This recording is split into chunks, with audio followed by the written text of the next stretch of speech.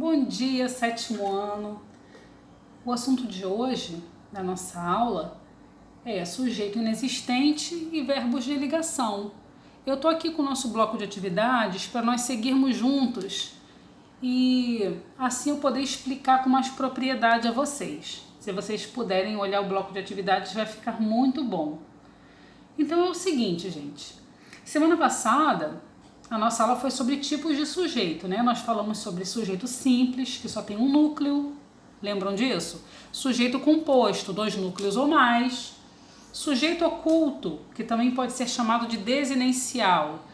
É quando ele não aparece na oração, mas o verbo concorda com os pronomes eu, tu, ele, nós e vós. E o sujeito indeterminado. Acho que eu falei sujeito.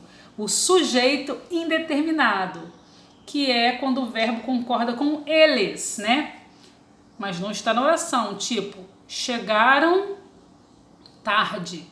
Quem chegaram tarde? Eles. Nesse caso não é desinencial, oculto, é indeterminado. Certinho, gente. Agora nós vamos falar sobre sujeito inexistente e também verbos de ligação. O sujeito inexistente, gente, é incrível, mas isso existe mesmo. Vou aproximar minha câmera aqui da tela para vocês verem melhor. O sujeito inexistente é aquele que realmente, obviamente, não existe na oração, não tem sujeito àquela oração. Quando que isso acontece? Quando o meu verbo ele expressa um fenômeno da natureza, um tempo decorrido, ou quando é o verbo haver no sentido de existir. Vamos ver os exemplos aqui, ó. Fenômeno da natureza. Nevará semana que vem. Eu não pergunto assim, quem nevará? Né? Não tem nem lógica. Essa oração não tem sujeito. Ou então, quando o verbo indica tempo decorrido. Faz 2 anos que eu comprei meu Jeep. Esse faz está indicando que já se passaram 2 anos. Também não tem oração, não tem sujeito nessa oração. E o verbo haver no sentido de existir. Há muita sujeira aqui. Quando o meu verbo haver está com sentido de existir, gente, essa oração aqui não tem sujeito. Eu poderia substituir por existe muita sujeira aqui, não poderia? Então, esse a está com sentido de existir. Aí também não tem sujeito. Facinho, né, pra gente decorar. A língua portuguesa é assim, cheio de coisa pra gente decorar, pra gente entender. E vamos lá. Eu pedi um exercício aqui a vocês que construam orações sem sujeito conforme se pede. Faz para mim aí uma oração sem sujeito com o verbo chover, indicando o fenômeno da natureza,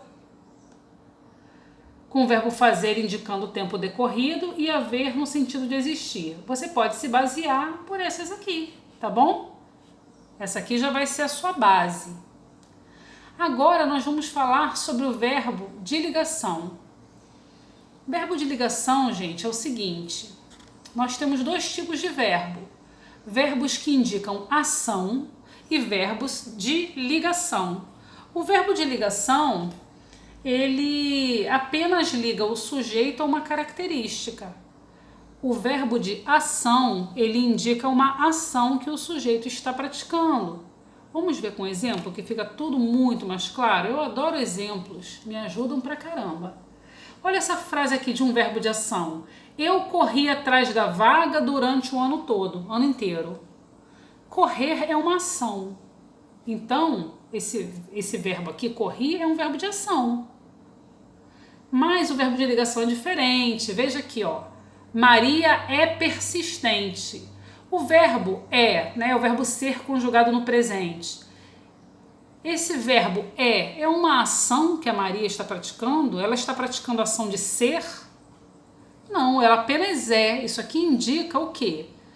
Um estado da Maria. Maria é o meu sujeito, é um verbo de ligação e persistente é uma característica de Maria.